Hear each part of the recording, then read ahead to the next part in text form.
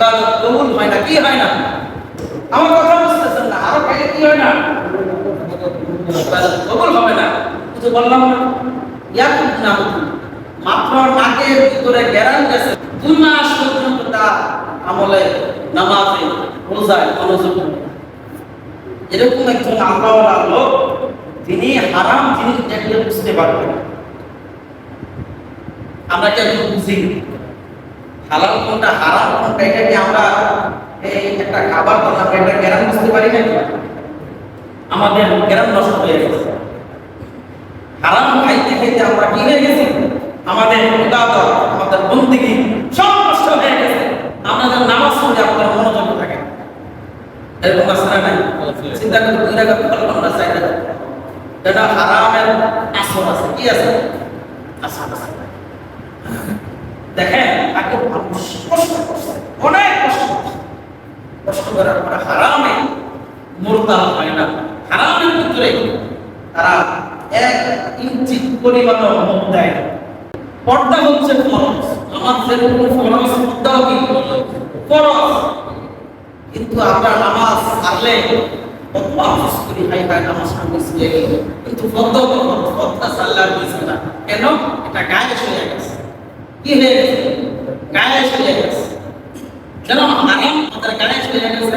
হারাম খাইলেও হারাম মনে হয় না, পর্দা না করলেও পর্দা কি হয় না মনে হয় না, গায়ে চলে গেছে। দিল্লিতে একজন লোক গাছ বিক্রি করে, তার নাম হচ্ছে শাহজি। তার নাম শাহজি। তিনি প্রতিদিন 6 পয়সার কাজ করছেন। 6 পয়সার কাজ করছেন। 6 পয়সার কাজ করার পরে 6 পয়সায় 3 ভাগ করতেন। কয় ভাগ? 3 ভাগ। 2 পয়সা নিজের সংসারের জন্য খরচ করতেন, 2 পয়সা তার আত্মীয় স্বজন অথবা বিধবা গরিব লিল্লাহ তাআলাকে 3 পয়সা দিতেন। আর 2 পয়সা বছরে একবার আলেমদেরকে খাওয়াইতেন। তাই জন্য এই 2 পয়সা কেটে দেন। কয় পয়সা? 2 পয়সা করে। ইয়াকুব নানুতুবি রাহমাতুল্লাহি আলাইহি বলেন, আমরা প্রত্যেক বছরে এই শাহজির দাওয়াতের অপেক্ষায় থাকতাম। সুবহানাল্লাহ। কি থাকতেন? দাওয়াতের অপেক্ষা। কোন দিন শাহজি আমাদেরকে দাওয়াত দিবে। আর শাহজির একটা অভ্যাস ছিল, যদি যতই অন্যর দাম বাড়তো তার ঘাসের দাম বাড়ে, তার ঘাসের দাম কি করতেন না, বাড়াইতেন। এখন আমাদের দেশে যদি শুনে দেশে দৌড়ল যে দোকান সব বাড়ল, মানে অতিক্রিয় দুর্নীতি করো, আমরাও দুর্নীতি করি।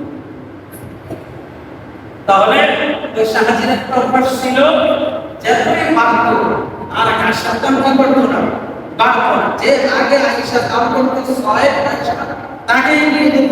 কেউ যদি এসে বলতো 5 টাকা 10 টাকা, কাউকে দিত না। যে আগে আসলে ওই দামে হচ্ছে তাকে দিত। আর সবাই এটাই ধারণা করতো তার ঘাস খাওয়াইলে দুধের বরকত পাবে, খাবারের বরকত পাবে। তাই জন্য শাহজি আগে গান বসাতেন। ইয়াকুব নানুতুবি অপেক্ষায় থাকতেন শাহজি ঘরে কখন দাওয়াত আছে। ছাত্ররা জিজ্ঞাসা করলেন, হুজুর আপনি বিশাল বড় বড় আপনাকে দাওয়াত দেন, দাওয়াত সমর্থন করেন না, এত অপেক্ষায় থাকেন না, গরিব শাহজির জন্য কেন অপেক্ষায় থাকেন, তার দাওয়াত দেন? দেখেন হালাল কি বলতো। ইয়াকুব নানুতুবি রাহমাতুল্লাহি আলাইহি বলেন, শাহজির খাবার অপেক্ষায় থাকে এই কারণে তার খাবার যেদিন খায় ওদিন থেকে 40 দিন পর্যন্ত ইবাদত ছাড়া অন্য কিছু মন চায় না। সুবহানাল্লাহ। ইবাদত ছাড়া অন্য কিছু কি চায় না, মন চায় না যে আমি অন্য কাজ করি। আর 40 দিন পর্যন্ত মনে হয় আমার পেট ভর্তি থাকে। সুবহানাল্লাহ। ওয়ালা তাকুল্লাহুনা মানিয়া আল্লাহ তাআলা সকল রহমতুল্লাহ তাআলা দুনিয়া বিদায় এবং আল্লাহ দাওয়াত করে দুনিয়াতে চলার জন্য আল্লাহ তাআলা কিছু নীতি নির্ধারণ করে দিয়েছেন। কাজ বৈধ, কিছু কাজ অবৈধ। এবং আল্লাহ তাআলা দুটি খাত রেখেছেন, একটি হচ্ছে হালাল আর একটি হচ্ছে হারাম। রিজিক কয় প্রকার? দুই প্রকার। কয় প্রকার? একটি হালাল, একটি হারাম, একটি বৈধ আর একটি অবৈধ,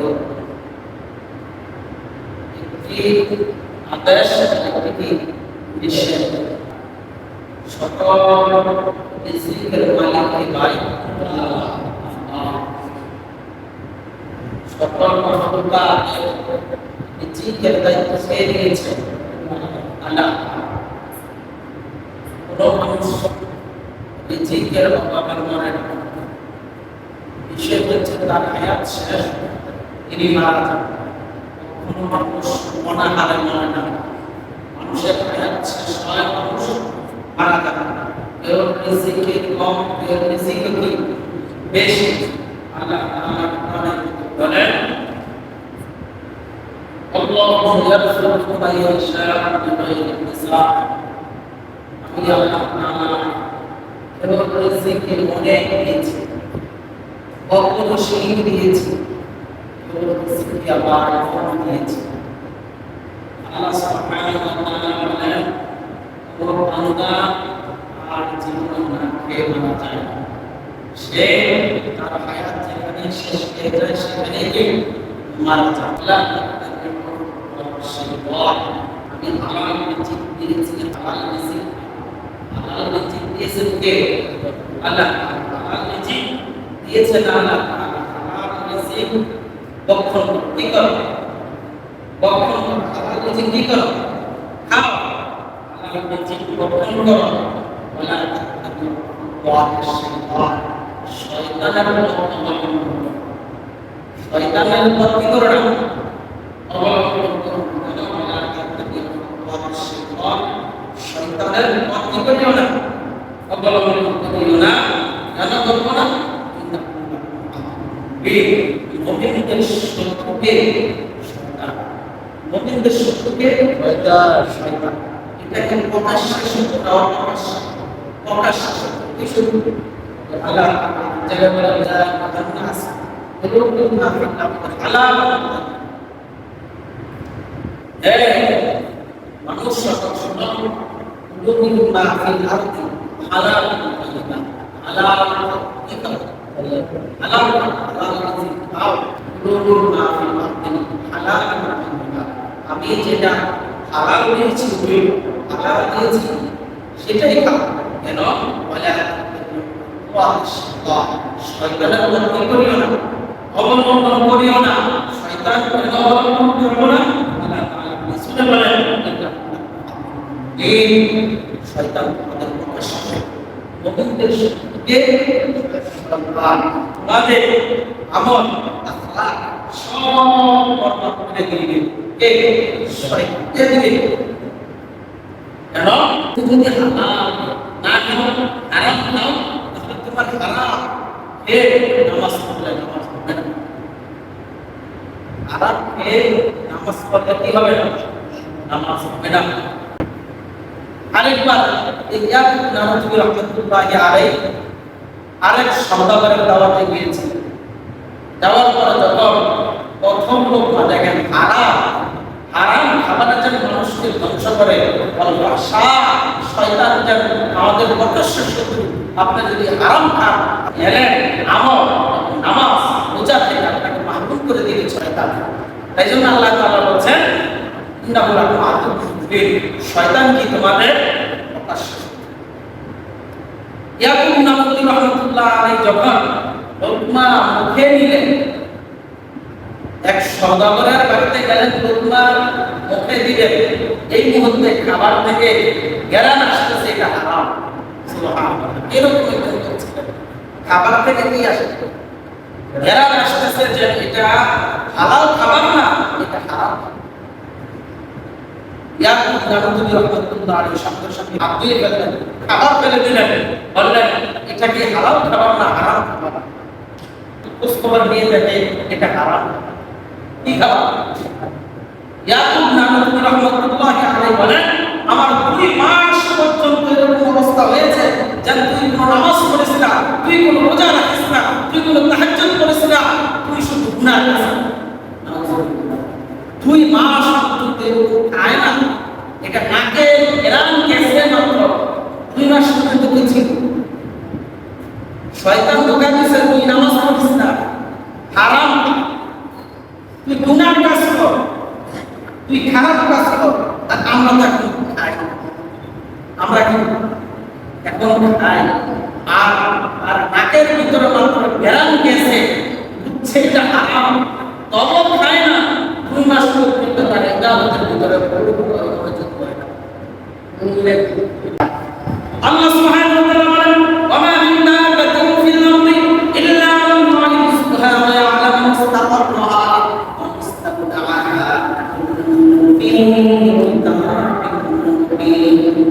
আল্লাহ সুবহানাহু ওয়া তাআলা বলেন, ওয়া মা মিন দাব্বাতিন ফিল আরদি ইল্লা আল্লাহু রিজকুহা, পৃথিবীর ভিতরে যখন কোন এই ভূপৃষ্ঠের উপরে এরকম আর নাই, এই মাখলুকাতের রিজিকের দায়িত্ব আল্লাহ নিছেন। এরকম কোন মাখলুকাত নাই যে মাখলুকাতের দায়িত্ব আল্লাহ নেন না। সকল রিজিকের দায়িত্ব নিয়েছেন কে?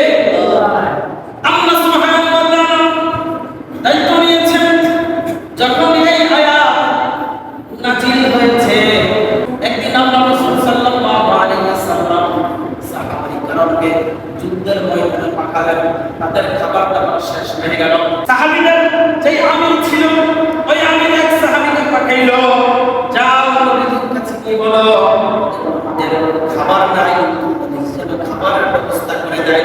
খাবার আমাদের সব শেষ হয়ে গেল।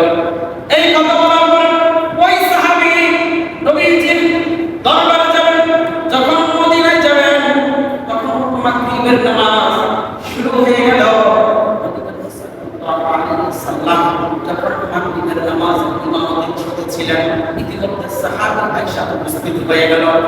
যখন নবী সাল্লাল্লাহু আলাইহি ওয়াসাল্লাম নামাজে ইমামতি করলেন, ইমামতি করার পরে নবী সাল্লাল্লাহু আলাইহি ওয়াসাল্লাম সূরা ফাতিহা পড়লেন। সূরা ফাতিহা পড়ার পরে নবী সাল্লাল্লাহু আলাইহি ওয়াসাল্লাম এই আয়াত আনলেন, ওয়া মিন দাব্বাতিন ফিল আরদি ইল্লা আল্লাহু রিজকুহা ওয়া ইয়ালামু মুস্তাকাররাহা ওয়া মুস্তাওদাআহা কুল্লুন ফি কিতাবিন মুবিন।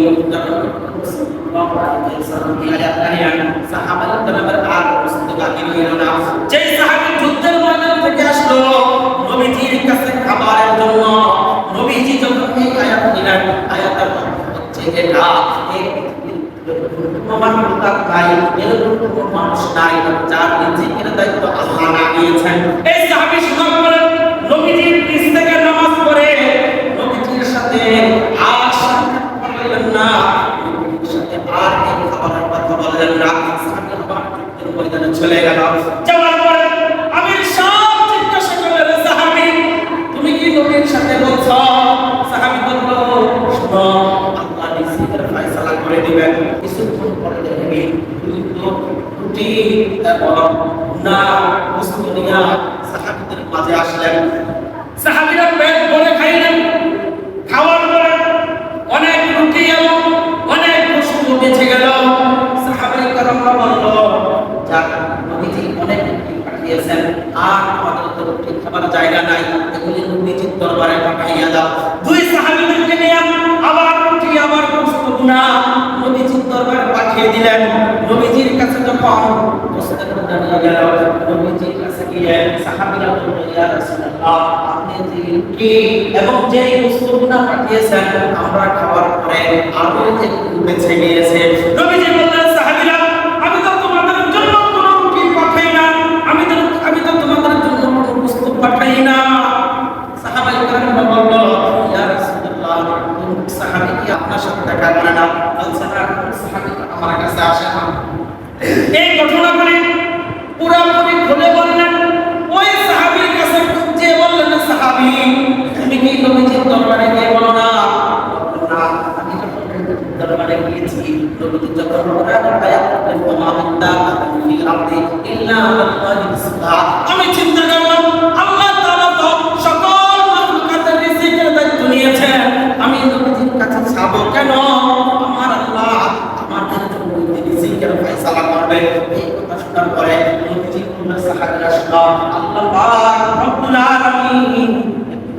ফেরেশতাদের মাধ্যমে আল্লাহ তাআলা আসমান থেকে রুটি এবং গোশতগুলো আল্লাহ তাআলা ফেরেশতাদের মাধ্যমে পাঠিয়েছেন। সুবহানাল্লাহ। শুধু তাই না, আল্লাহ সুবহানাহু ওয়া তাআলা হযরত মূসা কালিমুল্লাহ মুসা আলাইহিস সালামের উম্মতদেরকে আল্লাহ তাআলা মান্না ওয়াস সালওয়া আল্লাহ তাআলা 40 বছর পর্যন্ত জান্নাতি খাবার খাওয়াইয়া মুসা আলাইহিস সালাম উম্মতদেরকে 40 বছর জান্নাতি খাবার খাওয়াইছে। কয় বছর? 40 বছর। তাদের কোনো পাকশাক লাগে না। আল্লাহ তাআলা ফেরেশতাদের মাধ্যমে পাক করিয়া মুসা আলাইহিস সালাম উম্মতদেরকে 40 বছর খাওয়াইছে। পাকশাক কিছুই করবে না। চিন্তা করছেন ওই আল্লাহ আছে না নাই? কথা বলেন না কেন? আল্লাহ আছে না নাই? হালাল রিজিক খায়, তাহলে রিজিকের দায়িত্ব কার কাছে? আল্লাহর কাছে। আল্লাহ তাআলা বলেন সূরা জুমার ভিতরে, ফাইদা কুদিয়াতিস সালাতু ফান্তাশিরু ফিল আরদি ওয়াবতাগু মিন ফাদলিল্লাহ ওয়াল্লাহু কাসীরুন লাআল্লাকুম তুফলিহুন। আল্লাহ সুবহানাহু ওয়া তাআলা বলেন ফাইদা কুদিয়াতিস সালাতু ফান্তাশিরু ফিল আরদি, হে ইমানদাররা শুনো, তোমরা ফজরের সালাতের পরে তোমরা রিজিকের অন্বেষণের জন্য বের হয়ে যাও। কি করো? রিজিকের অন্বেষণ করো। নামাজ পড়ছো, নামাজের পরে কি করো? রিজিক তালাশ করো। আল্লাহ তাআলা রিজিক দিবেন। কি দিবেন? রিজিক দিবেন। এখন আপনারা চিন্তা করি, রিজিকের ফয়সালা তো আল্লাহ নিয়েছে, চুপচাপ করে বসে থাকে, এরকম নাকি? আল্লাহ বলেন নামাজ পড়ো, নামাজের পর কি করো? রিজিকের অন্বেষণ করো। রিজিকের দায়িত্ব তো আল্লাহ তাআলা নিয়েছেন। তবে আল্লাহ তাআলা আপনার ঘরে এসে দিবেন না। আপনি তো মান্না ওয়াস সালওয়া খাবেন না। মান্না ওয়াস সালওয়া শুধু মুসা আলাইহিস সালামের উম্মতদেরকে খাওয়াইছেন, মানে আমাদেরকে তো আর মান্না ওয়াস সালওয়া দিবেন না। তাই জন্য আমাদেরকে তো কি করতে হবে? আমাদের রুচির জন্য, আমাদের রিজিকের জন্য কি করতে হবে? চেষ্টা করতে হবে। কি করতে হবে? না ঘরে বসে বসে শুধু বিস্কিট খাইবেন আর খাবেন, হ্যাঁ? এটা তো হারাম। কি? এক কাঠুরিয়া কাঠ কাটতেন, এই কাঠ কাটার পরে জঙ্গলে গিয়ে কাঠ কাটতেন। কাঠ যেগুলি কাটা হইত এগুলি দিয়ে তিনি বিক্রি কইরা বাজার থেকে ময়দা এনে রুটি বানাইয়া আর একজন স্ত্রী আর সন্তান আর তিনি 3টা রুটি বানাইতেন। কয়টা রুটি? কাঠ বিক্রি করে কয়টা রুটি? সারা দিনে 3 জনের 3টা রুটি। তব কি করে না? কথা বুঝতেছেন? তব কি করে না? আরাম হাতে দেয় না। আমরা একবেলা যদি মাছ সারা খাই, পরের দিন কি করি? আমাদের স্ত্রী আমাদের সন্তানের ধৈর্যটা নাই, এতদিন তো ভালো খাইছি, এখন টাকা নাই, বুঝতেছি আমার স্বামী আমার বাবা, এই ধৈর্যটা আমাদের মা বোনদের নাই। এই কারণে স্বামীরা কি করে? হারামের ভিতরে চলে যায়। এনজিওরা, স্ত্রীরা, মহিলা যারা কিস্তি দেয়, ঠিক না? কথা বলেন না কেন? ওই কাঠুরিয়া 3টি রুটি কাঠ বিক্রি করে 3টি রুটি সংগ্রহ করতেন সারা দিনে। একটি রুটি কে খাইতেন? সন্তান। আরেকটি রুটি স্ত্রী, আরেকটি রুটি তিনি খাইতেন। এই 3টি রুটি প্রতিদিন সংগ্রহ করতেন। একদিন তিনি যখন ফজরের নামাজ পড়তে গেলেন, যাওয়ার পরে দেখে কি এক আল্লাহর ওলি মসজিদের ভিতরে বসা, কিন্তু মসজিদে এরকম একজন লোক আসলো, তিনি তাকে চিনতেছেন না। ওই কাঠুরিয়া বলল, হে ভাই তুমি কে? তোমাকে তো দেখি না। এরকম লোক আছে না, একজন অচেনা লোক যদি থেকে, তখন কি করে? জিজ্ঞাসা করে, ভাই তোমার বাড়ি কোথায়? এগুলো জিজ্ঞাসা করে না। ওই কাঠুরিয়াও জিজ্ঞাসা করতেছে, ভাই তোমাকে কখনো দেখি না, খাই দেখে আসছে। বলছে আমি এরকম থেকে আসছি আপনাদের এখানে মানুষকে দিনের দাওয়াত দেওয়ার জন্য। এরকম তাকলিফ জামাত যেরকম মসজিদে আয়েশা আমাদেরকে দাওয়াত দেয় না, এরকম দাওয়াত। ওই লোক কাঠুরিয়া চিন্তা করলো তিনি তো একা, আর খাবার দাবার নাই, খাবার দাবার খাবে। তিনি চিন্তা করলেন যাক বাড়িতে যাই। বাড়িতে গেলেন। বাড়িতে যাওয়ার রুটি তার রুটিটা আনতেছিলেন। ইতিমধ্যে দেবী বলতেছেন, স্বামী আপনার রুটি আপনি কোথায় যান? বলছেন মসজিদে একজন মেহমান আসছে। স্ত্রী বলল, আমি আজকে রোজা রাখবো, আমিও খাবো না, আপনি এই রুটিটা নিয়ে যান। যখন রুটিটা, এই দুইটি রুটি হলো, সন্তান আমার পাশে ছিল, সন্তান বলল, বাবা আজকে আমি রুটি খাবো না, এই রুটিটা আপনি ওই মেহমানের জন্য নিয়ে যান। বলো স্বামীটাও নিয়ে গেলেন, স্ত্রীটা এবং সন্তানটা। যখন তিনটি রুটি নিয়ে ওই আল্লাহর মেহমানকে দিলেন, মেহমানের তিনটি রুটি খাইল, মনে মনে ভাবলো এই তিনটি রুটি খাইছে, মনে হয় একদিনই থাকবে, আর থাকবে না। পরে যখন দ্বিতীয় দিন যখন আবার এশারের নামাজ পড়তে আসলেন, ওই কাঠুরিয়া আয়েশা দেখে ওই লোক বসা আছে, লোককে জিজ্ঞাসা করছে, আপনি কি খাবার দাবার খাইছেন কিনা? বলছেন আমি খাইলাম। আবার বাড়িতে গেলেন, যাওয়ার পরে আবার তার রুটি নিয়ে যখন আসবেন, স্ত্রী বলল, স্বামী আপনি রুটি নিয়ে কই যান? বলছেন মেহমান আজকেও যায় না। স্ত্রী বলল, ঠিক আছে, আজকে আমার রুটিটা আপনি নিয়ে যান। সন্তান যখন বলল, বাবা আপনি আমার রুটিটা নিয়ে যান, বাবা এবং মা বলল, বাবা তুমি ছোট মানুষ, তুমি আজকে রুটিটা খাও। আজকের জন্য দুইটি রুটি নিয়ে গেলেন। দুইটি রুটি নিয়ে যাওয়ার পরে দুইটি রুটি খাইলেন।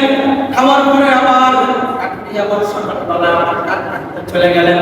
আবার যখন এশারের নামাজ পড়তে আসলেন, সারাদিন কাটাইটা বিক্রি কইরা আবার যখন এশারের নামাজ পড়তে আসলেন, আয়েশা দেখে ওই মেহমান বসা। মেহমানকে জিজ্ঞাসা করলেন, আজকে তুমি কিছু খাইছো নি? বলছে না, আজকেও কিছু খাই না। বাড়িতে গেলেন, যাওয়ার পরে তার জানিলেন, বিবি বলল, আমার রুটিও নিয়ে যান।